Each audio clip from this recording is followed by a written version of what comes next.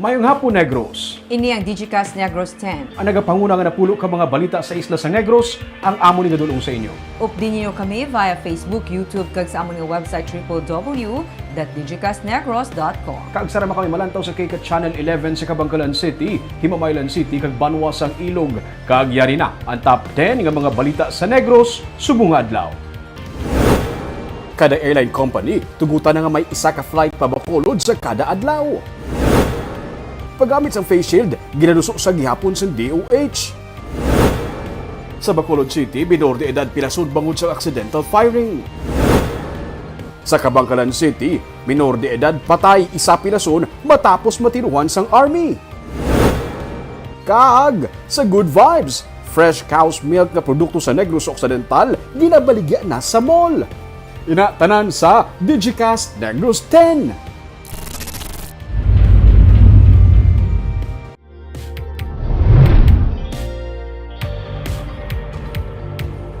Sa number 10, 3.2 billion pesos nga annual budget sa syudad sa Bacolod ang ginaprubahan na sang konseho. Unanimously approved kag wala sang revision sa third and final reading sang sangguniang panlungsod ang 3.2 billion pesos nga 2022 annual budget sang Bacolod. Suno kay Councilor Cindy Rojas, pamuno sang Committee on Finance, ang pondo ang may 25% nga saka o kun 2.6 billion pesos nga increase kung ikumparar sa 2021 annual budget. Ang dugang nga saka sa pondo ang epekto sang Mandanas ruling nga nagpasaka sang share sa mga local government units sa national tax allotment o kun internal revenue allotment. Ang masobra sa 2.1 bilyones pesos o kun 66% sang pondo ang nagikan sa NTA samtang ang 34% ang kuhaon sa local revenues. Halos katunga sang pondo ang gintalana para sa maintenance and other operating expense. May kapin sa 300 million pesos man nga pondo para sa City Health Office nga igatalana sang syudad para sa COVID-19 response.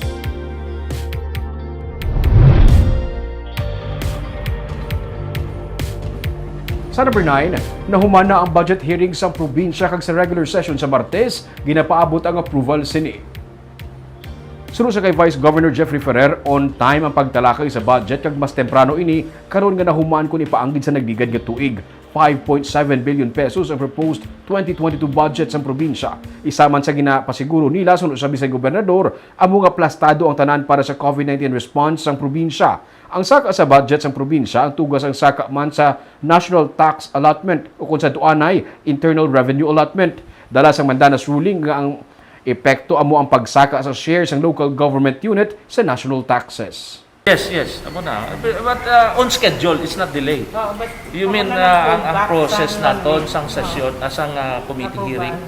Ara on schedule kami, wala iya delay. Ang approval, mas advance gani subong approval sa budget sa proposed budget for 2022. Kay if you remember last year, late November ang gani.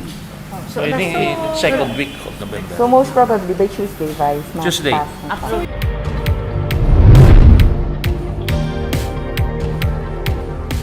Sa number 8, incentive para sa mga barangay nga makahaylo sa ilang nga pumuluyo nga magpabakuna ang ginalantaw sang probinsya sa tinutuyo nga mapataas pagid ang demand para sa vaccine. Suno kay Provincial Administrator Rayfrando Diaz, ginatun-an nanday Governor Eugenio C. Lacson, Vice Governor Jeffrey Ferrer, kag Provincial Consultant Albi Benitez ang paghatag sang incentive pagi sa mga project sa mga barangay nga may maayo nga performance. Wala labot diri, ginpabaskog pagi sa probinsya ang kampanya sa bakuna pagi sa information dissemination kung sa diin mismo ang gobernador sa media campaign sini ang nagaagda sa publiko nga magpabakuna. Suno kay Diaz, may mga talents man sa idalom ni Benitez kasubong nanday Bayani Agbayani kag Billy Crawford para sa amuman nga kampanya. Madamo sang bakuna karon suno kay Diaz, masobra sa 25% ang nalabot sa Negros Occidental sa target sini nga mabakunahan. We hope that this media campaign will help spread awareness aton nga mga Negrenses and will also inspire within them the need to be vaccinated. No? Wala man pilitay, but again, nagasugod na ta panaog ang aton cases because of those who got vaccinated first. No? So kung masubra na ta 400,000 plus ng aton na bakunahan, at least one dose, that means may protection na tanga level. Sa number 7,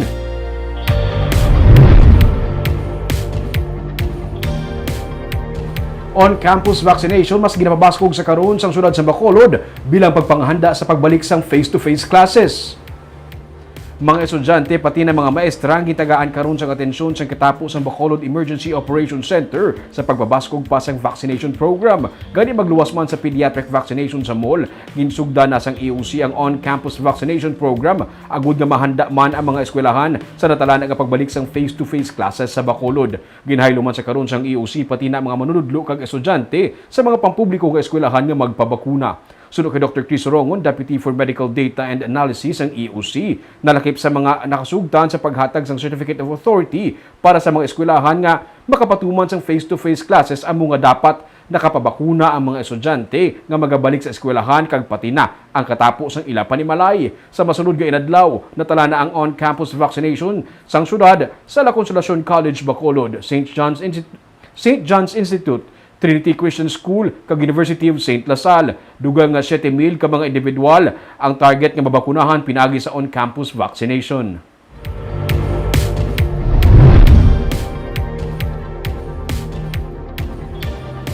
Sa number 6, 23 ka mga barangay sa Bacolod ang may zero COVID cases sa sulod sang duha ka semana.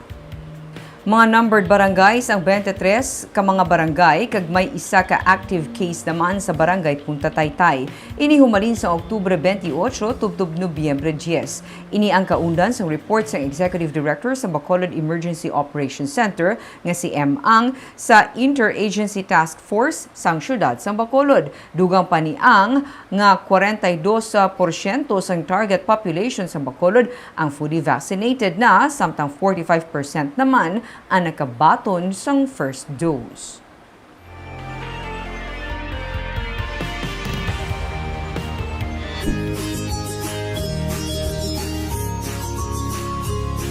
Besh, nakabakuna ka na? Amligan ang ikaayong lawas? Magpabakuna na para abanse ka.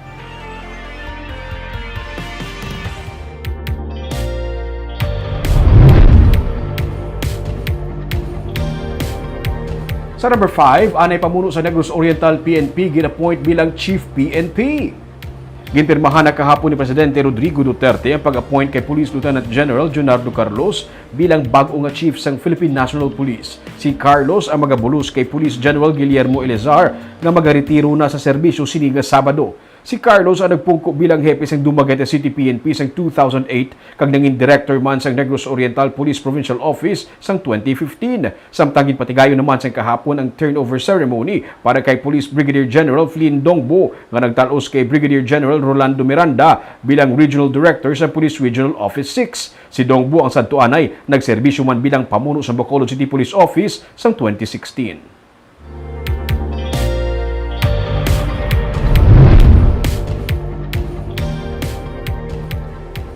Sa number 4, menor de edad pilason bangod sang accidental firing. Nagapungko lang sa gwa sang ilang nga balay sa Purok Isla, Barangay Villamonte sa Bacolod sa Martes ang 13 anyos nga babayi sang siya ang maigo sang bala sa iyang nga tiil. Sunod sa Police Station 4, ginakuti sang 62 anyos nga lalaki ang cylinder sa iya 22 caliber nga armas, agud kuhaon ang nagsupon nga bala gamit ang screwdriver kag pliers sa gwa sang balay sa biktima. Gulpi lang naglupok ang pusil suno sa pulis kabangdanan nga naiguan sang bala ang menor de edad.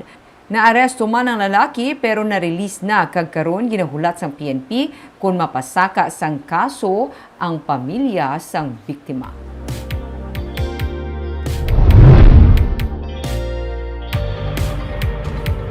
Sa number 3, sa Cabangalan City, sa kaminor de edad patay samtang isa naman ang pilason sa pagpaniro sang army. Patay ang 15 anyos nga babae matapos ini masalabat sa bala kagabi sa gintiro sang isa ka army ang 52 anyos nga si Felix Estomo. Sunod kay Lieutenant Dennis Melgarejo, Deputy Chief sa Kabangkalan PNP, nagainom sa kagabi ang amay sa minor de edad kag ang miyembro sa 94th Infantry Battalion nga si Sergeant Lito Valdivieso sang mag-abot si Estomo. Samtang nagainom sunod sa pulis, ginpangayuan ni Estomo sang ID ang soldado nga gintunaan sang ilang nga pagbaisay. Gintiro ni Valdivieso si Estomo kag naigo ini sa baga. Gipasundan pagid sang army sang tiro ang biktima samtang nagapalagyo kabangdanan nga nasalabat ang minor de edad nga nagapungko lang sa tricycle. Detained karon sa Kabangkalan PNP si Valdivieso. Ginpahayag naman sang spokesperson sang 3rd Infantry Division nga wala nila ginatolerar ang among nga kahimuan kag ini ang isa lamang ka isolated case. Sa number 2, paggamit sang face shield, gina-recommend sa gihapon sa Department of Health Region 6 karon nga naglabot na sa 671 ang COVID-19 variants of concern and interest sa Western Visayas.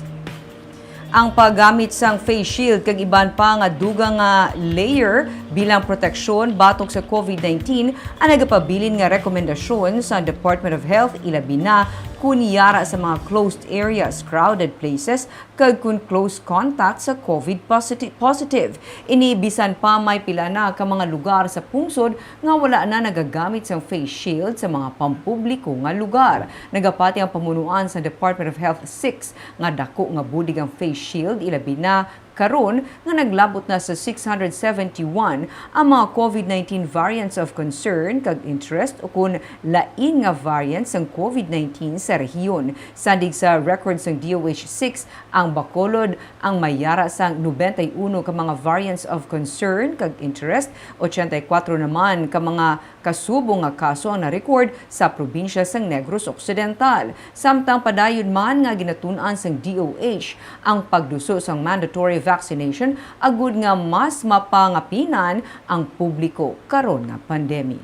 Initial recommendations were to refocus the use of our face shield on the 3 C's naton nga mga areas, which is ang closed spaces, areas where there are crowding, kagdo kadamo sang tao, and then close contact na mga areas wherein close range ang aton nga conversation sa mga tao. So, these are the initial JMC na guidelines, but we are still waiting for the official guidelines because it need concurrence of the 8 agencies no nga nag-create sang aton joint memorandum circular on the face shield. Kaag sa numero 1 sa mga balita, subong nga adlaw.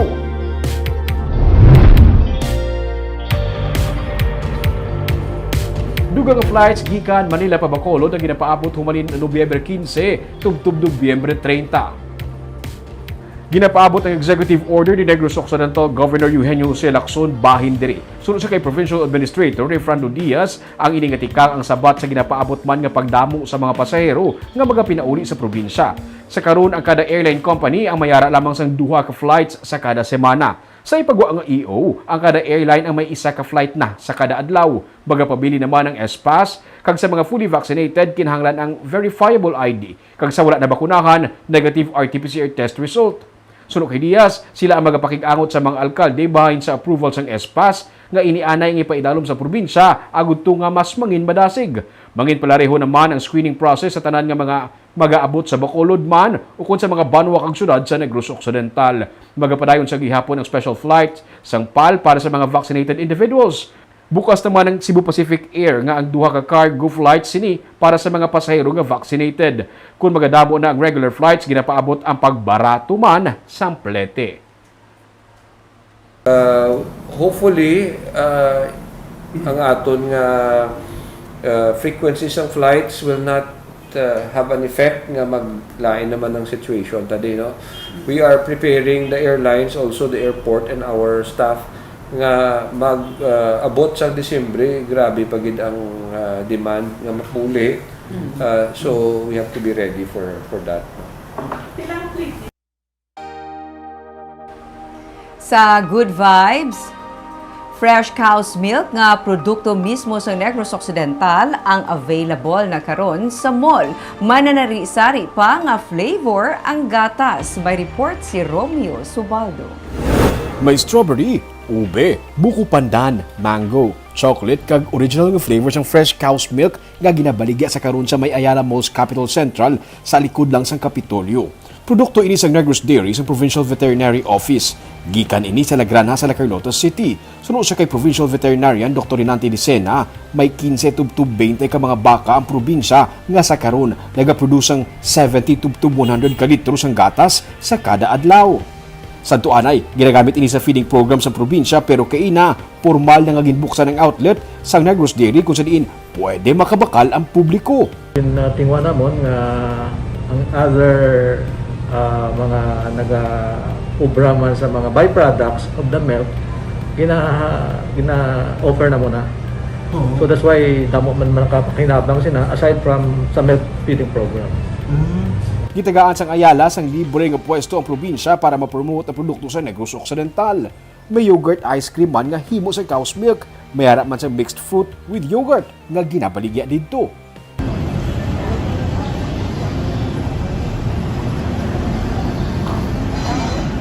Duluas lumang yogurt.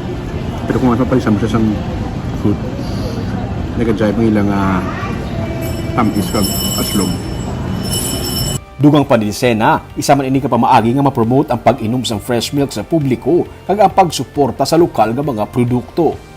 So we must patronize ang local products because ang aton economy dapat may manipulation within our province or city, no? Amo na aton para mabenepisyohan tayo ng mga farmers. May harap man sang yogurt nga sarang mabakal. Panugod pa lang inisulo sa kay Dicena. Nagaplano sila nga maghimo sa mga recyclable bottles para sa fresh milk para refillable na lang kag mapahagan-hagan na ang paggamit sa plastic. Barb, ang yogurt pala natilawan ko kagina, wala ko pa natilawan ang fresh Strawberry milk. flavored. Naka-feature ko na one timing. Pero grabe no, ara na sila sa mall. Who Barb gina-offer for free sa sang Ayala sa province para Okay. to help them promote nga mag-support local. Healthy pa na pala may ang yogurt, di ba? Healthy na galing ka. So damo ko galing kay healthy. Nanay ka, strawberry lang maging available ng flavor. Kagina, Barb kay gyara siya sa mixed fruit na pala. Topping siya. Pero kanami nga at least maging available for everybody. And we support local, Romeo. Yes, ang mga pinaka-bottom line, support local. Kagamoy ito mga balita sa Negros subong nga adlaw. Kay man sa panahon karon importante nga may ihibalo ka sa nagkatabo sa imo nga palibot. Pero dapat balanse kay eksakto ang mga impormasyon. Parahan kami nga magapangalagad sa Negrosanon. Ako si Barbara Mijares. Tubtub sa buwas, ako naman si Romeo Subaldo, mayong hapon.